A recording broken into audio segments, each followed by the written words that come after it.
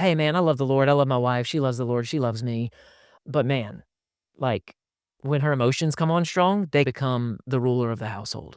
And we all submit to her emotions until the storm passes. Yeah, brother, we need to teach you how to lead through that. That needs to stop. And those moments, there's really three things that guys have to consider. Number one is welcome to the Family Captain Podcast. I'm your host, I'm your coach, John Michael Clark. On this show, we help Christian husbands grow in family leadership and sex and marriage. So if you believe that Jesus is king, and you want to lead your family with strength and love, and you want frequency and freedom in your sex life, then you're in the right place.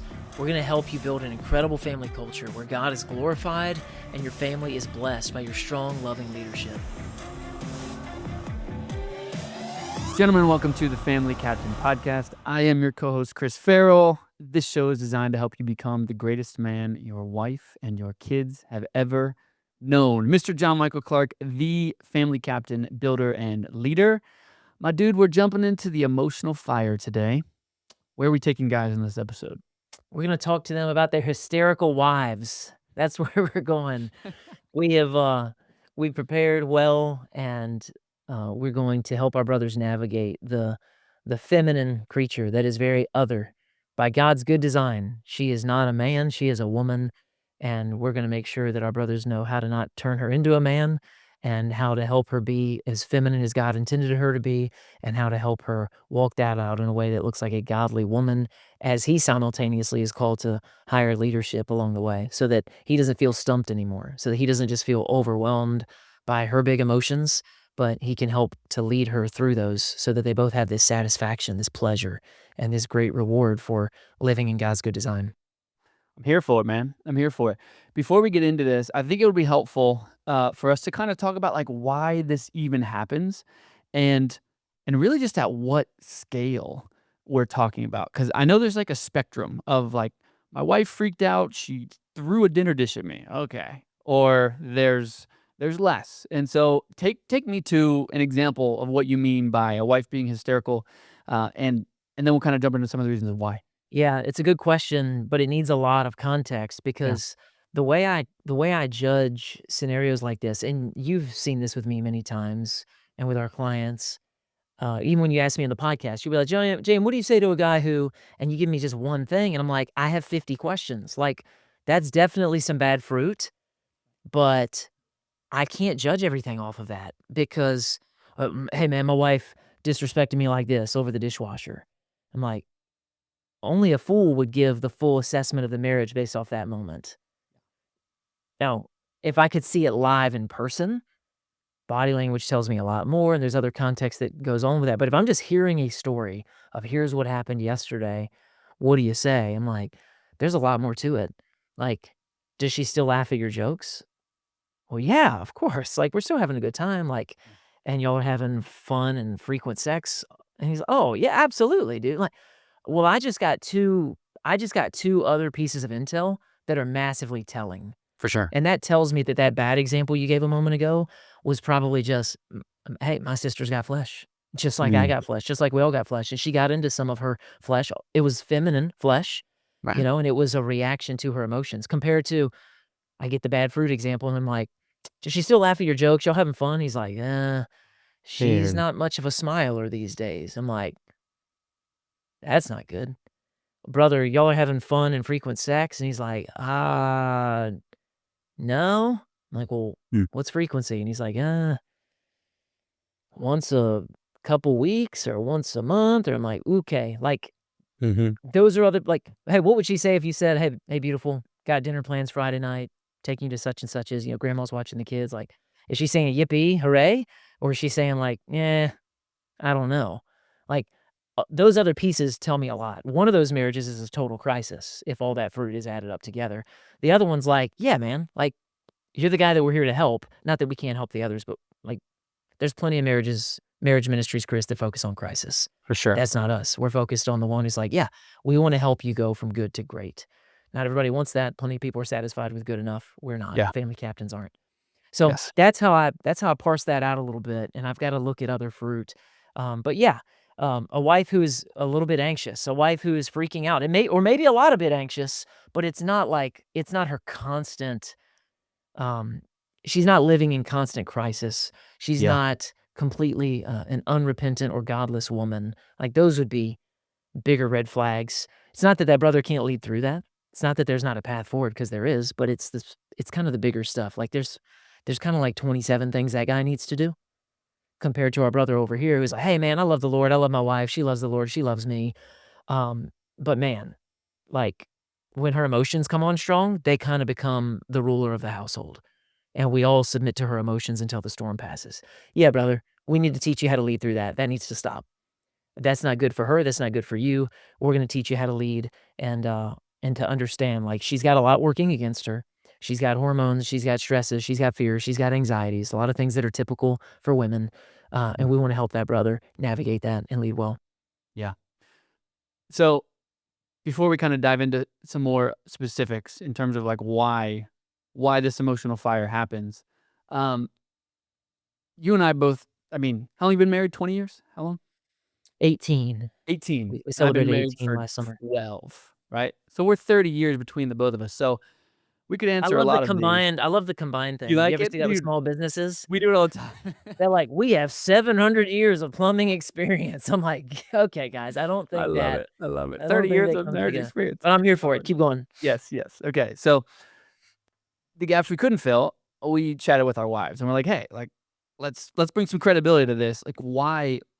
What are really some of the deep rooted issues behind some of these things? And so, uh, you talked to Natalie, I talked to John, and I was like, hey, babe, here's what I see, here's what I notice in different respects. But there were also some pretty surprising ones, like just physically that I was like, yeah, that makes sense. I should have thought about that. Yeah. Her cycle is a big deal. Yes. And, one of the things we teach guys to do, as you know, in the Family Captain Elite is tracking her cycle. And that's very simple. Like, we make that very simple. You don't have to be like a stalker or anything, digging through the trash. But there's some simple pathways, and we give them some simple markers and general indicators that go along with that. Culture has taught us, like, don't you ever consider that. Don't ever think like, oh, it must be somebody's time of the month. We're not going to insult someone with that. We're not going to weaponize that. Mhm. But we're not idiots, and we are going to wisely consider. Like, we are honest men who say the sky is blue and the grass is green, and we're also going to recognize, yep, I know exactly where she is right now, and I know that her body's working against her. 100%. And that's just even in the typical season when things become a bit predictable, and then when a wife, 35 to 45, whenever perimenopause kicks in. Some of you guys don't know what perimenopause is. Joe Michael didn't know what perimenopause was until perimenopause started showing up, and perimenopause doesn't fight fair at all. Her before things were more predictable, it's like, "Yep, that's on target. Yep, that's about on target. Yep, that's about on target. Hey, babe, just so you know, baby, I know your body's working against you right now. You're not crazy. I love you. You're okay. Everything's gonna be okay. But I think you're feeling things with more intensity right now. And Mhm. I think if this was 4 days ago or if this was 4 days from now, I think your perception would be a lot different. So I just wanna encourage you, and we've been doing that for years, and I have soothed Natalie. She's like, and she's even come to me, she's like, "What day am I on?" And I'm like, "You're you're day 22." She's like, "It's a relief." She's like, Yeah. "That explains it." Like, she hasn't Yeah. fleshed out on anybody, Mm. but she feels a boiling, and she's like, Yeah. "Why do I wanna throw my boys out the window?" And I'm Right. like, "Hey, good news. You're not crazy. Nothing has changed around here, but you're feeling things differently. You're feeling things with a different intensity. You can know that, and it helps her to crucify her flesh and to say no to the flesh and yes to the spirit." Yeah. But then again, perimenopause comes around, and it's like, "Hey, forget the predictability of the cycle. Today it's this, tomorrow it's that." So some guys have experienced that, and they're trying to navigate that. But it's a big part of who she is. The ebb and the flow, no pun intended there, is just a part of the feminine life. So this is something that we want to grow in mastery of. For sure, for sure. And for guys who have heard like the word hormone and stuff, like a way to really understand it well is it's like a hormone is like the mailman, right? And the cell is the mailbox. He's constantly dropping messages. Literally, when hormones are imbalanced, is literally like the mail didn't come. And for women, when it comes to like emotional decision making and stuff, the very hormones that are responsible for that just literally skip a beat. Like it either amplifies completely into a different stratosphere, which that's all physical. Like, we actually can't handle that much. Now, on the other side of the coin, though, there is real sin, right? Yeah, absolutely. Yeah, so none of these things are excuses. So if For any sure. of our brothers are like, "Here we go, justifying things." No, no, no. We're not justifying things, but we understand things. Mhm. Just like our brothers who like we've got raging testosterone, and so there are sins that are common to men, and there are sins that are common to women. So sins that are common to men, we could be overly aggressive and angry, potentially controlling. Of course, we could on the opposite end of that, we could become very passive. That's another sin that's common to men. Lust of the eyes is a thing that's common to men. Every man knows that. Every Christian man knows that, and it's not a foreign thing. And he goes, "Yep." So we're not justifying any of that. All of that sin is so bad, Jesus had to die for it. Same thing for our sisters. There are sins that are common to women. And also we go, "Hey, bro, like, yeah, your testosterone's up." You're like, "Bro, now that my T's up, now that I'm healthier and sleeping better and drinking water and working out, now I'm like noticing these women all around. Like, what's wrong with me?" Well, And it's not. your body is online again, so Yeah. that's a good thing, and also, it's no excuse for sin. Yeah.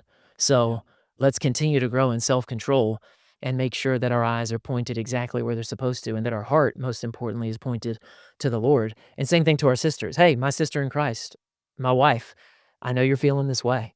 I know it feels strong, I know it feels big." And again, we want to lead her, and we'll talk some about that, like, For sure. leading the emotion for the right thing at the right time. But yeah, Yeah. we're not excusing sin, and at the same time, we are aware of design, and we're also aware of the curse and the fall and the results that come with that and the temptations that go along with it. So we're wise, and we're seeking actually to live with our wives in an understanding way, and we're looking to honor her as the weaker vessel as we're commanded to. Mm. The interesting part about some of the reasons, right? So we talk about some of the physical reasons like hormones and things of that nature, and then just pride, ego, sin, right? Just name them plainly. But what's also funny is as I kind of built this list in my head and you built yours, I was like, some of these are like pretty solvable. It's like, okay, my wife is like just really, really overly charged about politics. Okay. Like we just need to watch that, understand, like, okay, like I need to find a way to have a conversation with her about why she's so overly charged about this thing, And I know there have even been times where it's just like the house is a wreck. Like I walked in from a business trip one time. The house was just a total wreck. My wife was just out of it. She was like, "I am so unbelievably overwhelmed." And I just knew. I was like, "Dude, kids, go to your room. Just go to your room. Everyone needs to reset. Go back to your room, completely reset. Babe, let's go in the living room. Just literally sit in silence. Just take a breather." It wasn't all the things piling. Sometimes it is. But sometimes it's just as simple as like reading the room and being like, "All right, I can probably solve that one at some level, either today or tomorrow." Yep. Those are so good. There's moments where captains have to come in and we have to take control. A lot of times with the kids, mama is just like, you can see the water is boiling, boiling, boiling, boiling, and she's just overwhelmed. Natalie gets what she calls overstimulated. So Yes. she's like, and she laughs about it and we tease her about it as well. Like Right. she's good natured about it. And also, it's a real thing for her. Oh, it's real, dude. Yeah. It's a real thing for her. So, like, whether or not I get it is irrelevant. Good grief, like, well, he's over there talking, and he's tapping that thing, and this tag has been bothering me all day long, and, Yeah. like, this thing on my pants is blah, blah, and I'm like, Right, you're "What like, on "What?" earth?" "Hey, Michael, you married a creature that's more sensitive than you. You Mm. didn't marry a man. This is good news for you, brother. This shows up in wonderful ways at other times in your life that Yes. you are very excited about and thankful for, but it also comes with these moments where she's like, 'I'm overstimulated,' and this is a negative sensation for her." So, instead of blaming her, shaming her, be like, "It's called living, babe. Get over it." Hey, Mhm. bro, that's how you masculinize your wife. That's how you tell her, "Toughen up, big girl," instead of actually living with your wife in an understanding way and showing honor to her, like you're talking about, as the weaker vessel. So there are those moments where we need to push the pause button. That's not a systematic solution, but it is a solution for this moment. Yes. And then the other thing we think about as captains is what are systematic solutions for life? Mhm. Like, man, we talk about this all the time. Man, this is like a minor frustration, but it's a nagging thing that hits her every single day. I was reading a book recently and I don't remember what the context was, but there was this guy at his desk and he had a coworker who was new and this guy at his desk was like jiggling his drawer and he has to jiggle it to get it open and it takes like 30 seconds of jiggling That's before annoying. he can finally, like, tick, tick, tick, tick, Yeah. tick, and he finally gets it. And then finally, after, like, a day or 2, his coworker comes in, is like, "Hey, what's going on? What am I hearing?" He's like, "Oh, this stupid drawer, like, I have to jiggle it for, like, 20 or 30 seconds before I finally hit the right thing and it opens." He's like, "How long would it take to fix it?" Right. And the guy's like, "2 minutes." Mm. And he's like, "And how long have you dealt with it?" And he was like, at least a year and a half."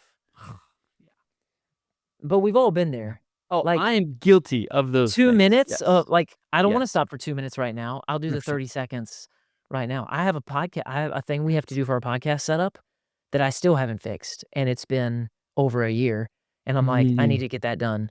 But that's gonna be like a 10, 15-minute thing that I just don't feel like doing. So I still have to walk around the desk, and I still have to flick that button to turn that particular light on. All the That's other lights are voice funny. controlled, and Yeah. I hate it. But still, so anyway, back to the point, Yeah. systematic solutions, they take that Right. upfront work, but then they continue to produce fruit for us. So you're right, we wanna do the things that bless her right now, like the wisdom to say, "Hey, you go here, you go here, you go here, let's do a house reset. Let me Mhm. get with my girl. Let's let her emote some, let's let her process some, let's let her nervous system," like, I will be some regulation for her nervous system, take her on a walk, which is super good for the nervous system, whatever is needed. And then simultaneously, as a captain, I always gotta be looking for other systematic things that will bless her long term. Yeah. Yeah, and I wanna get into some of those specifics, but before we do, have you heard of, I think it's called inversion theory. Have you heard of that? No. It's basically where you would be like, "Okay," instead of asking the question like, "How do I be successful?" You ask yourself, "How would I make this completely fail and go miserably wrong?" Right? So, like, I'll wake up in the morning, and as soon as my kids come downstairs, like, my oldest, I'll be like, "Hey, what would make today a horrible day?" And she's like, "Well, I wouldn't obey without delay, and I would be disrespectful to mommy and daddy, and I'd get mad at my sister for chewing, and, like, just all the stupid stuff," right? I'm like, "Cool. So let's not do that." And it just kinda changes your brain a little bit, you know? Sure. It's a Um, fun mental yeah. game, and you can get some So juice out of it. so let me just throw an example out of maybe like a guy I'm picturing in my head. It's like, okay, so this dude just got home from work and he's got three, four kids or whatever. They're kind of running around the house. Mom's cooking dinner. He's putting his shoes up, walks upstairs to take his work clothes off. His wife walks up simultaneously at the same time. He just misses the hamper. He just not paying attention. He's kind of on his phone, hanging out. His wife is just kind of emoting about all of the things that have happened throughout the day, and she sees he missed the hamper. And it's just like, it's a level that it shouldn't be for missing the hamper. We know it's not about the hamper, but let's use inversion theory. How could this guy go horribly wrong with this The way example? to blow it would be to take it all personally and to go full fight, full defensive measures Right. and say, "How dare you? This is disrespectful. I've been working all day. All that I do for you. Mm. You're imperfect too." He would deflect, he would find his, ammunition. She thinks she's got some bullets, "Oh, let me tell you about the bullets I have." Forget the fact that that reveals that I haven't been a truthful and man of integrity who's stated his desires all along the way, and I'm gonna dump them on you now because I finally have the courage to do so because 'cause I'm borrowing from anger, not from honest integrity. Like, that would be the way to blow it. Just go full flesh, match, meet fire with fire. Right. That would be the strategy I would Right. encourage him to do if he wanted to blow it. There it is, right? Yeah. So then we're like, brother, don't do that. Yeah. Like, don't- "Hey, brother, Abort. don't do that thing." Oh, that's good. Okay, so now with this example, feel free to ask me context clues because I'll just imagine this guy in my head, and he has to be close with someone listening, right? How should this guy handle this? What are the moves that this captain needs to make, knowing he should not do what you just said? Yeah. Yeah, well, we're gonna keep it with the guy that we referenced earlier, the guy Mhm. who, like, there are baselines of health. Maybe not the exact fruit that I referenced. I asked some particular questions. I'm like, "Oh, well, they're still smiling, having a good time. It's just in this moment, she went off the rails." But we have some other good fruit. So, we're saying this is not a crisis, because again, that's not what we specialize in, bro. That's not who we're talking to generally. Correct. So, she just got in her flesh, and she's letting it rip right now, and this is an ugly moment. What should he do? In this very specific example, not much. In this very specific example, um, just a tall posture might be appropriate. Like he's in the bedroom, he's like finished doing something else, and then she starts, "In your clothes," and blah, blah. Maybe literally just turning and facing her and just fully standing there with a calm presence as she unloads instead of waiting his turn to speak. Why? Well, that's lighthouse. Like your posture is speaking and it's communicating something. It will be so obvious a lot of times that she'll even reference what he's doing.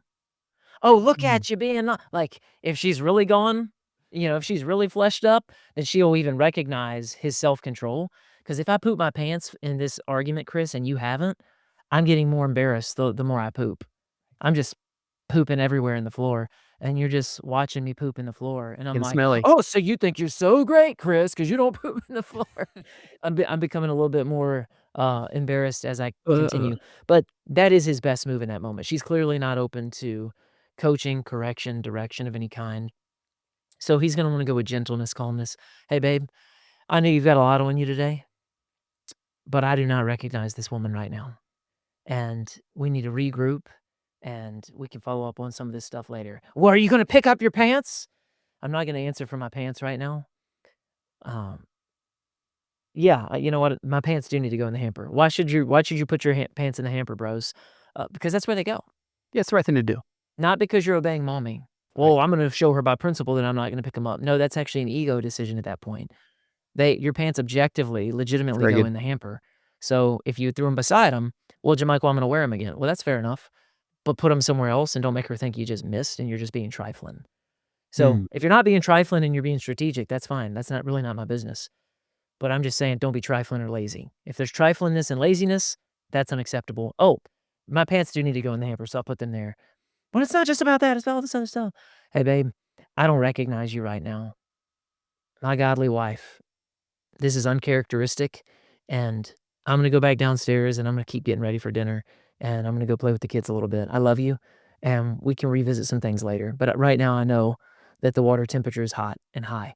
So, he didn't condemn her, he didn't slam her, he didn't say, "You're acting crazy." She is, but he didn't say that. "Hey, I don't recognize you right now." So, he's brought some correction, but he did it without a lot of finger pointing and without a lot of accusation. Why? Because he doesn't have the capital in the moment. She's not open to anything. So now's not the right moment to even move forward. yeah. It's interesting. You started to bring up, like, timing. I wanna kinda pivot the example a little bit to the kids are in bed, you're getting ready for bed, you're brushing your teeth, maybe you're 15, 20 minutes past bedtime, you're pretty tired, you know you're gonna go out pretty fast. And then the emotional ambush happens. Whether it's about you or about other stressors, but it's just all the things. I finally have a chance to talk to you. Yeah, she finally got him, and she's, Yeah, like, bringing let it things go. up, but maybe she's not doing it respectfully, but maybe it's not even accusation. It might not be shame and condemnation and "You're the Yeah, worst man ever," or something, right. but it's just, like, she's just gushing and dumping. So, that's happening because that's what's going on inside of her. Like, you're seeing the fruit, brother, of what's in your wife. "Oh, man, she's always like this." Well, then you probably are learning that she's living in a state that needs some systematic solutions. So we can coach you through this moment tonight, but also I want to coach you to build a life that lowers her temperature generally Mm, so that these surprise or these emotional ambushes, these happen with less frequency and they happen with less intensity. If they're happening with the same frequency and the same intensity that they always have, then you're just playing defense when they show up. And that's not family captain stuff. Family captains play offense and they're going, "This girl's emotionally constipated." Or like when we do go on date nights, she's just like, but not fun girlfriend vibes. It's like anxious wife and life partner vibes. It's anxious life partner vibes. It's anxious yeah. partner. Ugh. Every A time puppy just somebody died, dude. a You puppy did it died, again. I kill a puppy every time someone says partner. So that's the vibes that they're like, "Man, my wife's just like such a life partner at this point." Well, yeah, the fruit's always talking to you.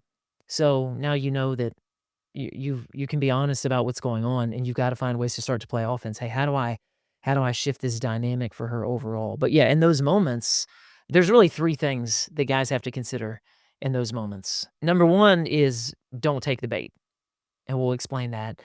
Number 2 is discern the timing, and then number 3 is honor her as the weaker vessel. So these are the principles and the practicals that guys can lock in and whenever things start coming against them, and then they feel stress. They feel in their body, and they feel defensive, and they feel wounded, and they feel this is disrespectful, and this isn't even fair. This isn't even reasonable. We're gonna help a brother start to apply these things and have these principles to lock in and go, "This is what it looks like to be the lighthouse," specifically in a moment like this. Yeah.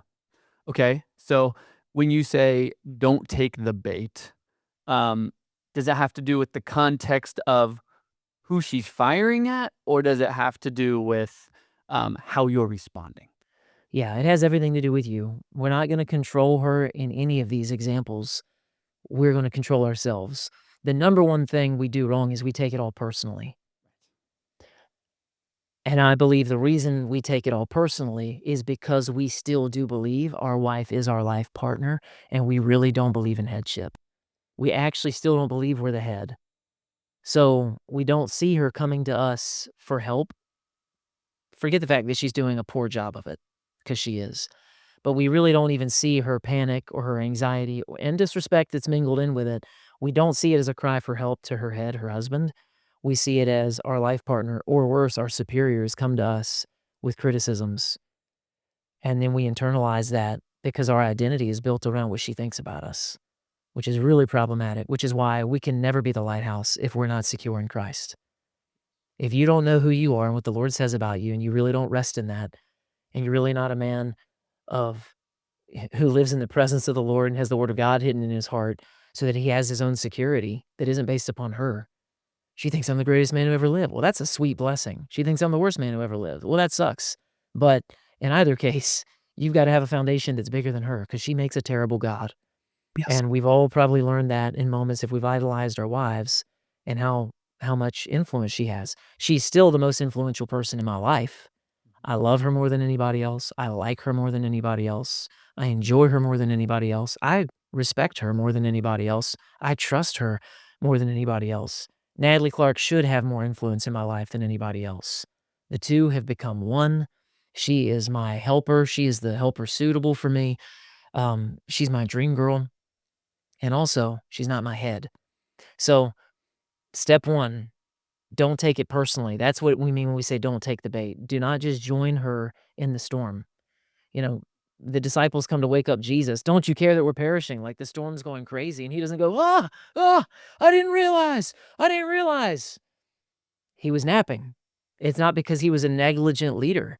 It's Yeah. not because he was foolish. It's not because he was selfish. It's because he has an entirely different perspective. So when she comes to you with her chaos, you're not to wake up and go, ah! If she's freaking out, there must be good reason to freak out. No. How many times as the church do we freak out? Jesus is not moved. Mm. Jesus knows everything that's coming this year. He knows everything that's coming next year. And he won't be moved by anything that shows up in the news cycle or in your life or anything that happens with work or with health or with relationships. The Lord's not moved by it. So this is our first foundation. Don't take the bait of panic and fear. I just got off the phone with my mom, or this thing just happened, or this thing just happened. Okay. Mm. All right. There is a God. I'm not him. And I don't need to take this personally. And I can lead through this. That's our first starting point. Yeah. That's really good. It makes me think of examples. Oftentimes, my wife would be on the phone and, maybe she'll get bad news about something. And I'm not the husband to be like, what? What? What? For some reason, Mm. I'm like overly reserved and chill. I'm just trying to process. I'm just like, okay, is this as bad as we think it is? Do I have a bad feeling about this? Lord, give me wisdom. Like, so many times, I almost just like, I'm almost silent. I'm just not trying to add to the emotion she's feeling, and I've always wondered if that was wisdom or if that was, like, a little bit of, like, "Wait, maybe she needs me to match that?" I don't know. I think you just gave a great example. Yeah, when she's on that phone call and you're present for her and she's like, "Oh no." Like, don't bring whiplash over and go, don't do that. Just have the like, you're looking, you're watchful. Why? Because 'Cause you're a loving leader who's overseeing. Yeah, So, it could potentially be a loved one died. Yeah. or it could be, "Oh my goodness, they're out of that roast, and I asked her to pick that up for me, and she's telling me that," like, so yeah, we're not a girlfriend, and we don't need to be the guy who's going, "What? What? What? Tell me what's going on." But we're there with presence, and we go, "That's a good moment for us to regroup." Jocko talks about detachment, and he Mm. talks about how wild it is in combat, or when guys are on the firing line and how they're just so zoned in. He said how powerful it is, even the firing line for training, for you to take just 1 or 2 steps back, truly, literally, just 1 or 2 steps back, and the perspective that it brings, the emotional regulation that it brings to you to separate from the scenario in the heat of the moment. He's talked before about where there have been problems. He's training SEALs and he's sending them down this hallway, and there's like a machine gun that's got a sandbag position at the end of the hallway. And he's watching his guys, like he's standing in the hallway. They're not shooting him with the dummy rounds. Maybe. And the leader of this platoon, he sends 2 guys. They get mowed down and they drop in the hallway. And Jocko looks at the platoon commander, and the platoon commander kind of looking around. He's like, he sends 2 more guys into the hallway. They drop, like, and they fall down, like, they're supposed to, like, "I'm dead." Sure. So, like, four bros are laying in the hallway now. Platoon commander sends 2 more. They just get shredded in the hallway. Sends a couple more, and Jocko says to the platoon, he finally just asks, he's like, "What's the thinking here?" So, "Oh, man, we gotta get down there. We gotta take out that machine gun bunker." And Jocko's like, "You absolutely have to take out that machine gun bunker." "What will happen if you send 2 more guys down the hall?" He's like, "Well, I guess they'll get mowed down." Like, "Gotcha. So what do you think you should do?" "We need to find another way." "That sounds good."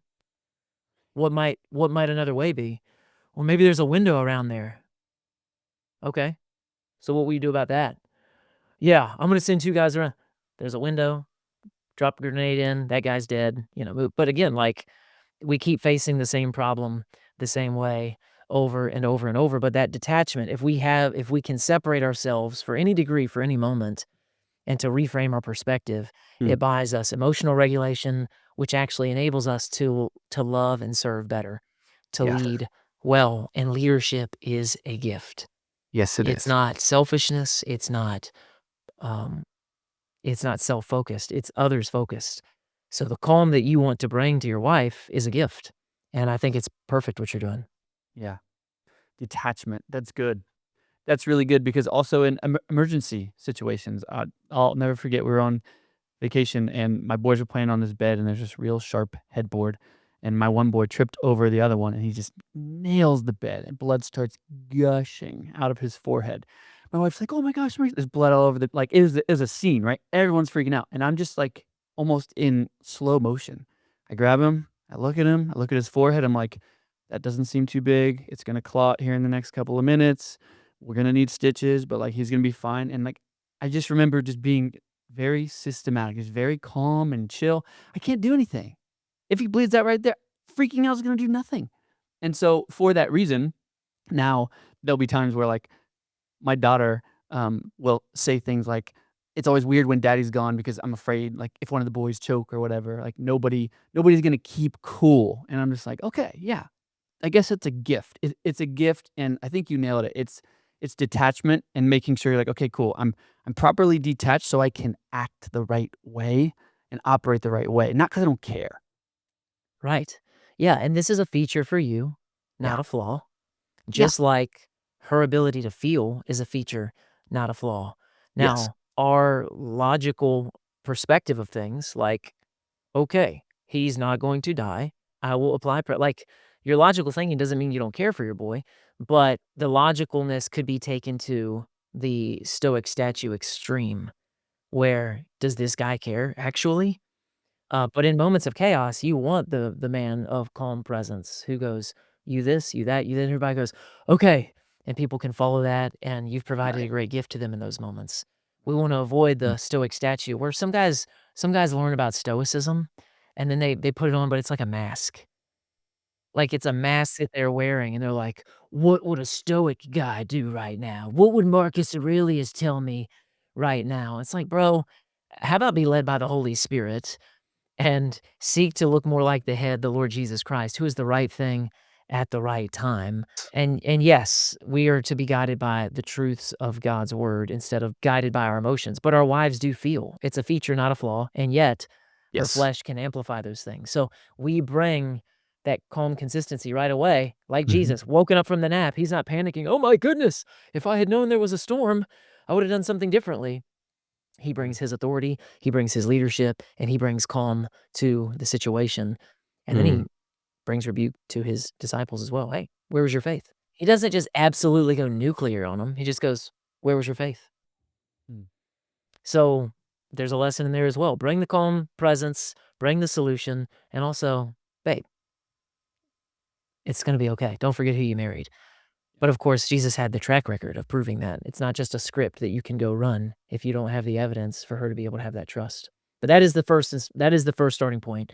Yeah. Don't take the bait of somebody else's crisis does not have to be your crisis. Yes. But you Yes. don't say that. You Right. don't say that. Like some guys are like, "Yeah, hey honey, your crisis is not my crisis." Hey bro, not compassionate. Compassion, the first leg of leadership. You love your family a lot and they know it and they feel it. That's hilarious. That is so Hey, funny. your Okay. crisis, not my your mother's crisis, not my crisis. Okay? Okay? I'm above it all. Understood? No, no, no. Look Oh my at me. god. Look at not my crisis. Okay? Okay? Like there's some guys who like they get off on that kind of thing. They're like, "Look Right. how detached I am." Like, "Oh, you're detached, all right. Your wife's going to be Yeah. detached too." That is funny. Oh, man. Okay. The Family Captain is all about helping Christian husbands to build an incredible marriage and family culture. It's self-leadership, it's family leadership, it's sex and marriage, all made practical so husbands, wives, and children can enjoy God's best and truly thrive. It's one thing to believe that Christians should have the best marriages and sex lives. It's another thing to know how to make it all happen. But inside our Family Captain Elite coaching program, that's exactly what you're going to learn. In the Family Captain Elite, men are not only equipped with the conviction to act, but also with the wisdom to navigate their exact situations. And they get a clear, practical path to get them the incredible fruit that they're after. So, if you want to take your marriage and family culture from just fine to incredible, then go to thefamilycaptain.com and book a free assessment call to see if the Family Captain Elite program really is a good fit for you. That's thefamilycaptain.com. Family leadership is a high calling for your life. So, what are you waiting for?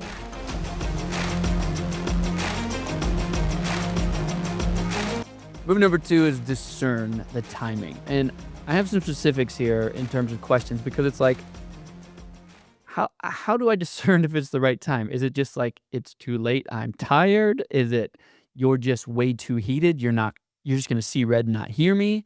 How do I discern the timing? Exactly. I'm thinking more of the latter. There's some wisdom for the first part as well.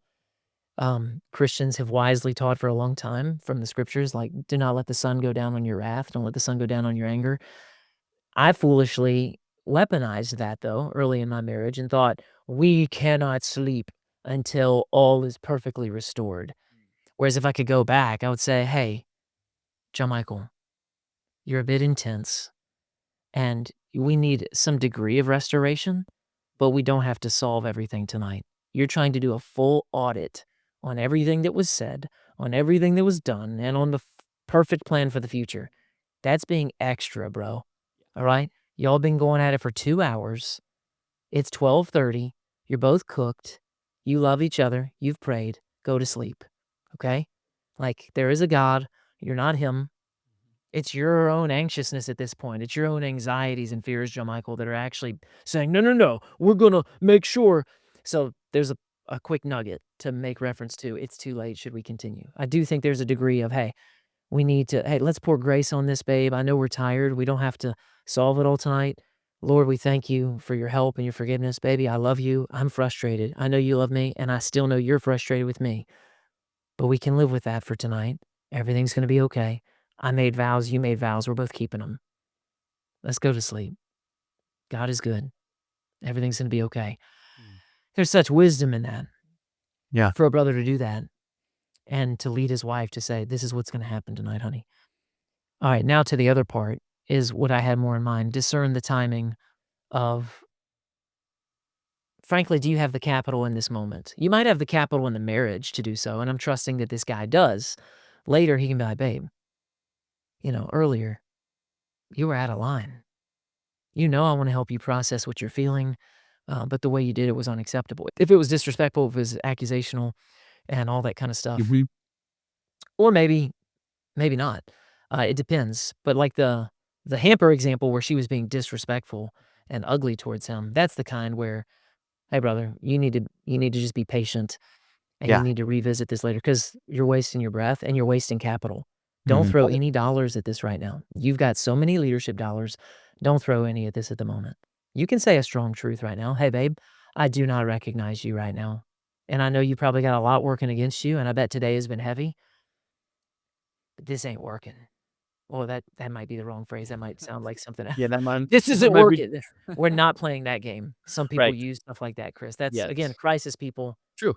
We're not their guys. True. That's like that's some manipulative craziness.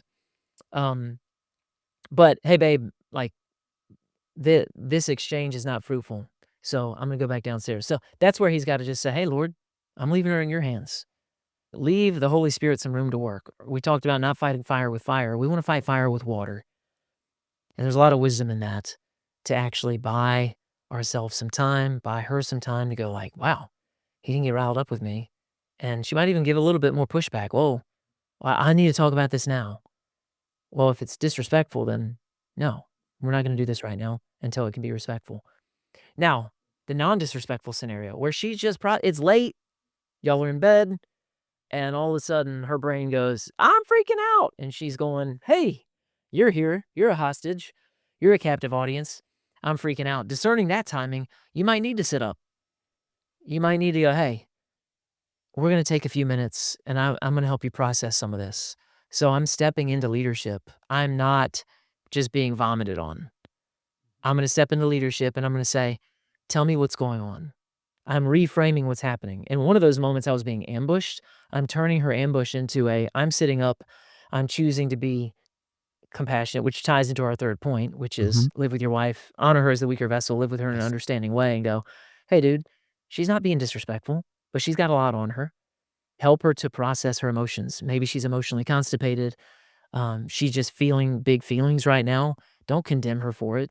Don't just go, 'There is a God and I'm not him,' and you settle it for yourself. We'll lead her in prayer." "Well, she's gonna have to talk it out." Okay. Well, she's probably having this boil over point here at 11 o'clock because there's not enough relief valves throughout y'all's life. So this isn't again where let's solve for the moment. And also, Captain, don't just solve for the moment and then look to play defense again a week from now at 11 o'clock. Captain's actually go on offense and go, how do I provide more relief valves? Because again, Chris, that's what family captains do. We're not just trying to get this woman off our back. We are actually trying to help her thrive. We are loving her well, and we're making sure that she has got all that she needs emotionally. And to a lot of guys, this sounds like, good grief. Bro, it's so much easier when you have systematic ways to deal with this. I go on walks with that girl regularly. Not every day, but a lot of days, just the two of us. And it is very helpful. Walking is like just a crazy life hack anyway. And it's just good for you for a lot of reasons. But when we're walking and she gets to talk and she gets to process, not to mention sofa time, just hanging out on the sofa, just talking, just not any agenda. It's just called being married as far as we're concerned, hanging out together and having these rhythms and having dates and having quality time and having afterglow after sex. And like these are all the places where my girl is staying regulated because she knows that I'm helping her, and also I've deliberately built a life that isn't crushing. I've built a life that we don't need an escape from. So this is what it looks like for a brother to discern the time. Bro, you got the capital. I know it's late at night, but she needs leadership in this moment. So you sit up, you let her process. Here's what's going on with the school, and here's what's going on with this. Here's what's going on with this.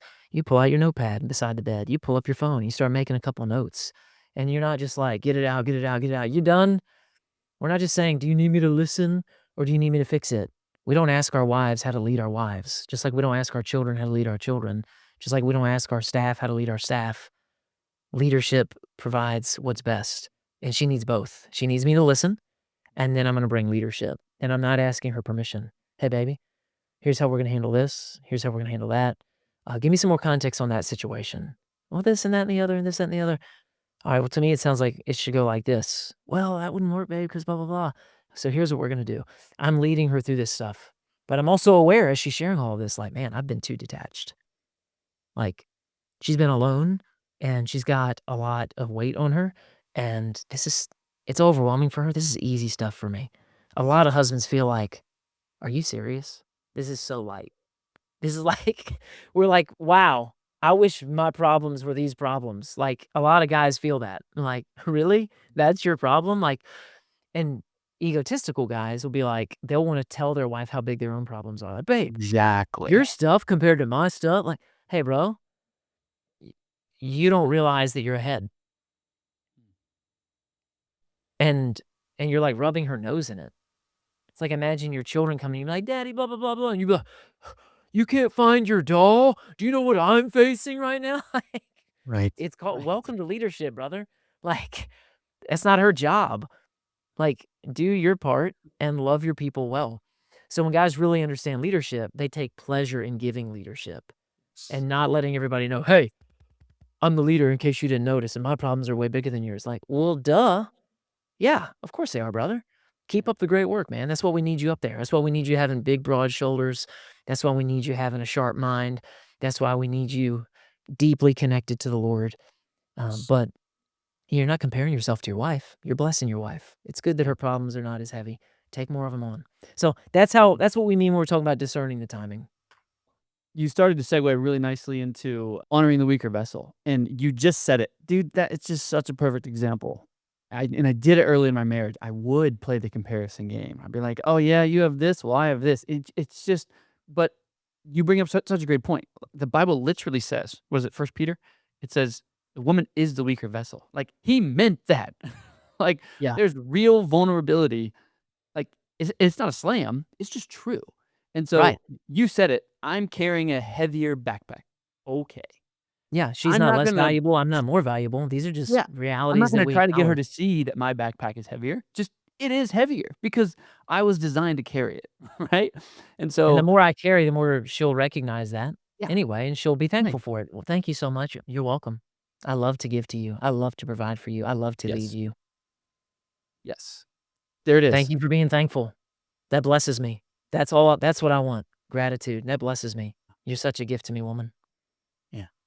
And Amen, she's dude. like, "This is great. This is the win-win of she's treasured and cared for." But yeah, we actually honor her as the weaker vessel instead of shaming her or blaming her for being the weaker vessel. "Why aren't you more like me?" "Well, because I'm a woman, and you're a man, and you're the head, and I'm the helper, so our roles are different, our functions are different, our rank is different, our capabilities are different." And of course, we all want wise and godly and capable and industrious wives who are, wonderful wives and wonderful mothers and diligent homemakers and like, oh, I'm so glad you have that, brother. And still, she's not a man. And still, she's not gonna be able to carry the same weight that you carry. The physical images the spiritual. Nothing's on accident. Our bodies preach to some of our spiritual applications for our lives as well. So a man is stronger, not just physically. It didn't mean nothing. That wasn't accidental. Just like our sexual anatomy isn't accidental, it references something. The man must become erect. A man must insert himself.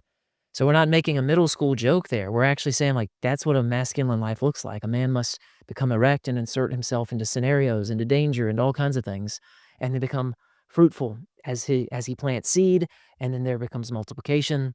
Yes. So we honor that and we rejoice in that. Mm. Family captains, we look around at the masculine and the feminine and we don't go, "Ugh, this is strong and this is weak." We say, "This is all good and glorious. God's ways are beautiful, and when it's done well, it really is a win-win." Because a masculine man loves to give his leadership, Chris. He doesn't feel extracted from. He feels like, "I love to give." But when I was younger and I didn't like the responsibility of it, I saw Natalie's emotional needs as burdensome. And I wanted her to know that they were burdensome, and I wanted her to stop needing those things.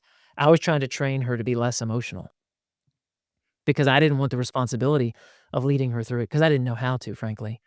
I'm not like her, so I don't want to learn that stuff. Hey, I tell you what, instead of me becoming a better leader and learning how to lead you through your emotional state and your feelings that you have, how about you become more like me, and I'll never have to do that. So that was my plan. Unconsciously, of course, is how I was doing that, like many of us. But now I enjoy it. Now it's actually a source of pleasure for me because I'm like, I'm providing for her right now. I love this gift that I get to give. But nobody wants to be extracted from. And sometimes the way a wife approaches a husband can feel like an extraction. He's drifting off to sleep and she's like, I need a blah, blah, blah, blah, blah, blah. There's times where you might have to say, hey, babe, you're very important to me. Mm. And this is an important conversation. I'm unable to have it right now. I'm in the middle of work. I'm in the middle of doing this. I'm in the middle of doing that. Here's what we're going to do. And then you provide leadership for her solution. Hey, we're going to take time later tonight. Or, you know what? This deserves more time. And tomorrow we're going to get into it.